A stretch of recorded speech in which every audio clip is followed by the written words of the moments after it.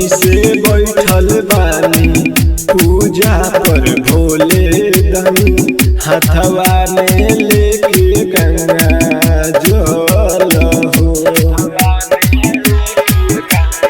ए बाबा सुनो, कहीं से बैठल बानी पूजा पर भोले दानी, हाथवा में लेके गंगा जल हो। कर दी दया दुखिया पत्थर के मूर्ति से निकली है भोले दानी, भर दी गोदिया हमरो सुना हो। पत्थर के मूर्ति से निकली है भोले दानी, भर दी गोदिया हमरो सुना हो।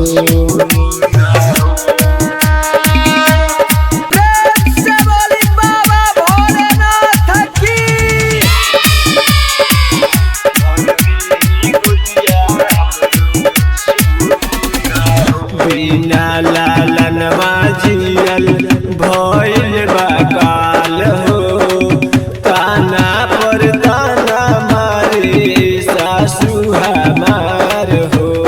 पापा कितना ले रुपया पैसा देह में लगवनी हो, पटना हॉस्पिटल जाके चेकअप करवनी हो।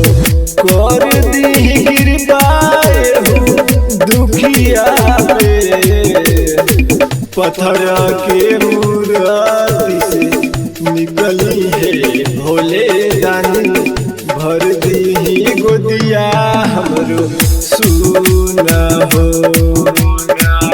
पत्थर के मूर्ति से निकली है भोले दानी, भर दी गोदिया हमरो सुना हो।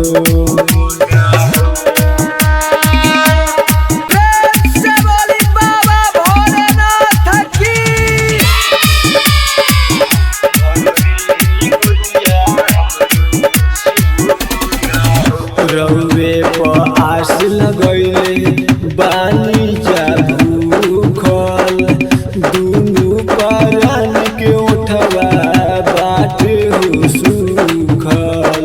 बाबा रणजित सुनीता तोहर बनल हो बरती, कौनो उपाय लगा दी बाबा हो जल्दी। मंदिर बनाइब घरे सुनर से, पत्थर के मूर्ति से निकली है भोले दानी, भर दी गोदिया हमरो सुना हो। पत्थर के मूर्ति से निकली है भोले दानी, भर दी गोदिया हमरो सुना हो।